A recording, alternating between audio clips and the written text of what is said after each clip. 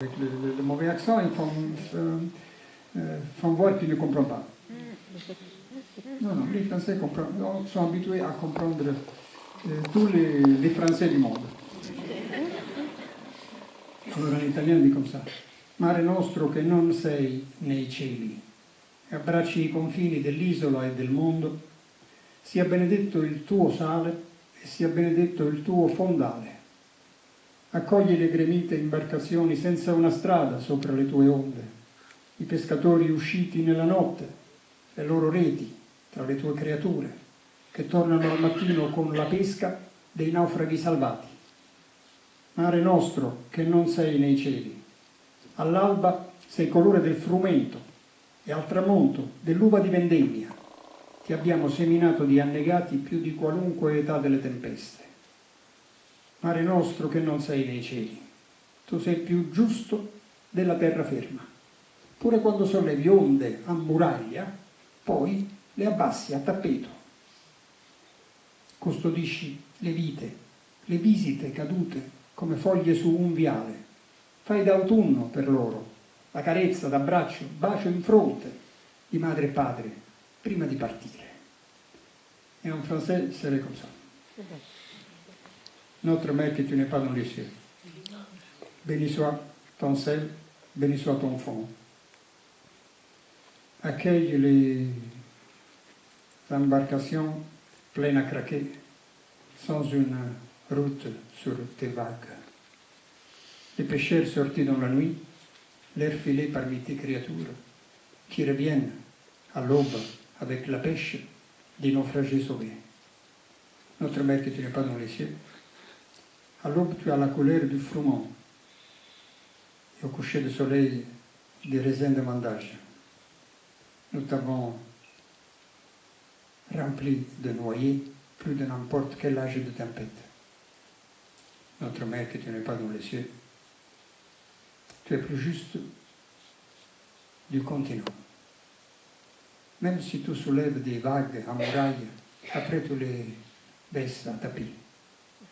Garde les vies, les visites tombées comme des feuilles sur le trottoir.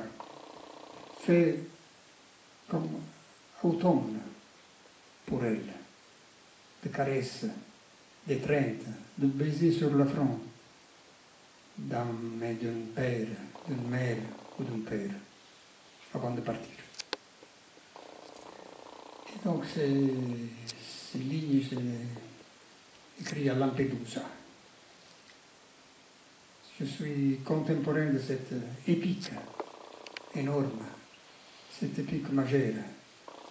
Et je suis quelqu'un qui commence à ne regarder plus, à être plus capable de regarder la mer telle qu'elle est.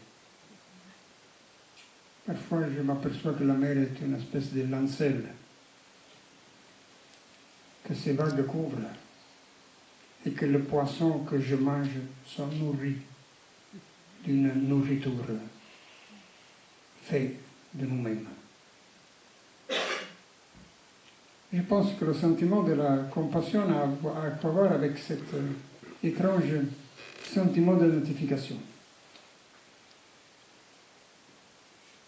qui ne dépend pas du fait que quelqu'un te demande en aide. Non. C'est quelque chose qui se produit dans toi-même, comme une insurgence, une insurrection émotive, qui ne regarde pas les demandes de quelqu'un. Regarde le fait que face à quelqu'un, tu as l'impression de t'identifier, mais non avec le conditionnel « je pourrais être lui ». Non, c'est une identification à l'indicatif présent. Je suis lui. C'est une surprise. Tu ne peux pas la régler ou la gérer, cette surprise. C'est une insurrection spontanée, intolérable aussi, qui te fait faire ce geste d'approximation. On s'approche.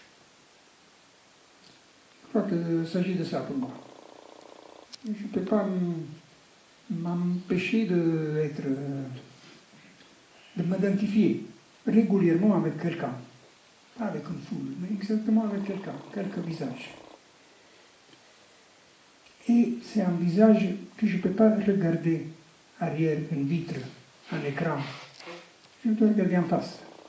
Je dois être sur place parce que mon expérience est malheureusement toujours une expérience physique.